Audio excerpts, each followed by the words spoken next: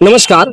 अभी मैं मौजूद हूँ कुशीनगर के सलेमगढ़ बाजार में और मैं आपको बताते चलूँ यहाँ पर संकल्प डिजिटल पाठशाला जिसमें बच्चों में एक वैज्ञानिक सोच डेवलप की जाती है।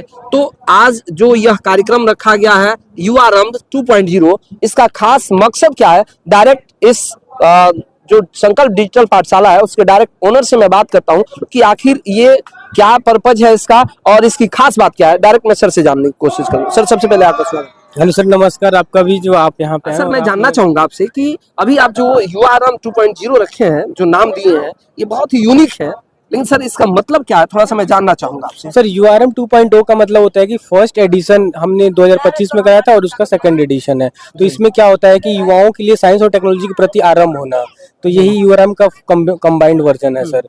तो हम साइंस और टेक्नोलॉजी के प्रति लोगों को अवेयर कर रहे हैं, बच्चों को अवेयर कर रहे हैं। जो साइंस और टेक्नोलॉजी शहरों में होती है वो हम गाँव में लेके आ रहे हैं, ताकि गाँव के बच्चे भी देखें और सीखें इस चीज को और आगे बढ़े। सर, ये एआई के थ्रू जो भी चीजें आज डेवलप हो रही हैं, तो आज इसका बच्चों पर क्या असर पड़ रहा है सर?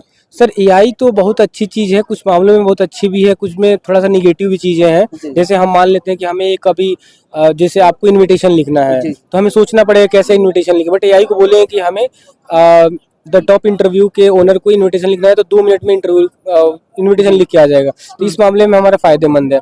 बट एआई कई जगहों पे नुकसान भी हो सकता है अगर गलत यूज किया जाए तो। जैसे बच्चे हैं, हर चीज में, जैसे 9th क्लास का बच्चा है, क्वेश्चन पेपर जैसे मैथ का क्वेश्चन सॉल्व कर रहा है, वहाँ पे वो एआई से क्वेश्चन कर लेता है, तो वहाँ पे गलत है एआई। क्योंकि वहाँ पे क्या होता है कि बच्चा खुद का दिमाग नहीं लगा रहा है, वहाँ पे सिर्फ एआई को पूरा सब कुछ दे दे रहा है, तो वहाँ पे गलत होगा। But overall AI is the good thing. AI से चीजें आसान हो गई। एआई को हम अपने रोजमर्रा की जिंदगी में यूज करें तो बहुत आगे जाएंगे हम। लेकिन सर, एक सवाल है कि जैसे अभी आज का जो दौर है, जैसे बच्चों में देखा जा रहा है कि सोशल मीडिया का दौर है, सोशल मीडिया के थ्रू लोग एआई का ज़्यादा इस्तेमाल कर रहे हैं। जहाँ पर हमें दिमाग का इस्तेमाल करना चाहिए वहाँ लोग एआई का इस्तेमाल कर रहे हैं। तो क्या आपको नहीं लग रहा है सर कि इससे जो हमारी सोचने की क्षमता है वो कहीं ना कहीं घट रही है? हाँ सर, वो घट रही है। मैं डेफिनेटली इस चीज़ को मानता हूँ। और हमें यही है कि जो बच्चे हैं, जो छात्र हैं, तो वो छात्रों को मिनिमम एआई का यूज करना चाहिए। जहाँ पे जैसे पढ़ाई में, तो जो एकेडमिक्स की पढ़ाई है उसमें अगर कम एआई का यूज करें तो उनके जो मस्तिष्क है वो डेवलप होंगे। तो सर, इसके लिए जैसे इसको अगर कंट्रोल करना हो तो इसके लिए सर क्या करना चाहिए? सर, इसके कंट्रोल के लिए तो हमारे पेरेंट्स, पहले सबसे ज्यादा तो पेरेंट्स ही अवेयर होने चाहिए कि उनको सेल फोन से दूर रखें और उनको निगरानी रखें बच्चा कर क्या रहा है। हमारे यहाँ गांव में ऐसा होता है कि हमारे पेरेंट्स अवेयर ही नहीं होते हैं कि बच्चा, हमारा कई सारे ऐसे पेरेंट्स हम मिले हैं उनका बच्चा किस क्लास में पढ़ता है पता नहीं होता है। तो उनके प्रति अवेयर होना चाहिए कि बच्चा फोन में एग्जैक्टली कर क्या रहा है, यूज क्या कर रहा है। तो ये सारी चीजों को हम ध्यान में रखना चाहिए। जी, और मैं देख पा रहा हूँ सर, तमाम यहाँ जो आज प्रदर्शन लगा हुआ है, कहीं ना कहीं आज बहुत ही एक अच्छा साइंस का जो प्रोजेक्ट है बच्चों ने जो लॉन्च किया है।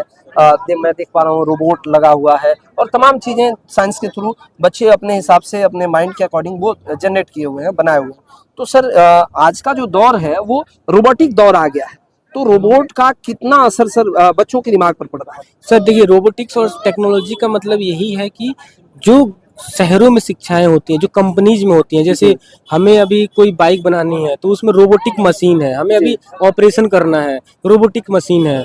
तो जब तक वो बच्चा जानेगा नहीं तब तक वो उस, जैसे उसको टेक्नीशियन बनना है, लैब टेक्नीशियन ही बनना है, रोबोटिक्स का जो मशीन्स का यूज ही नहीं कर पाएगा वो, तो वो कहाँ से लैब टेक्नीशियन बन पाएगा। तो हम वही सब चीज़ें सिखा रहे हैं। तुम उस चीज़ से, टेक्नोलॉजी से अवेयर रहो, ताकि कहीं भी अगर छोटी सी जॉब भी लेनी हो तो तुम रोबोटिक्स सीखे रहोगे तो वहाँ पे वो मशीन तुम चला सकते हो। तो यहाँ पे इसका यूज है। अच्छा, आने वाले समय में सर रोबोट कितना हद तक मनुष्य का जगह ले सकता है? नहीं, वो जगह नहीं लेगा, वो जगह कभी भी नहीं लेगा। हम आप बात कर रहे हैं, हमारे अंदर इमोशंस हैं जी। यहाँ पे 2 रोबोट बात करें वो कोई इमोशन नहीं होगा, क्योंकि रोबोट को बनाने वाला भी ह्यूमन ही है। जी जी सर। हाँ। जो संकल्प डिजिटल पाठशाला से जो बच्चे जुड़े हुए हैं, अभी जो स्टडी कर रहे हैं, तो सर उन बच्चों के लिए आप आगे क्या और करना चाहते हैं इस एआई के थ्रू और इस रोबोट के थ्रू? हाँ सर, हम ये करना चाहते हैं कि जो टेक्नोलॉजी और साइंस यहाँ पे उनको नहीं मिल रही है, जैसे प्राथमिक स्कूल है, यहाँ पे देखे होंगे आपने, प्राथमिक स्कूल के बच्चों को नहीं मिलता है, गवर्नमेंट में स्कूल के बच्चों को मिलता है, तो वो मौका इन बच्चों को नहीं मिलता है। तो हमारे यही मकसद कि गांव के हर बच्चे को वो मौका मिलनी चाहिए टेक्नोलॉजी और साइंस को समझने के लिए। जी जी, बहुत बहुत धन्यवाद सर।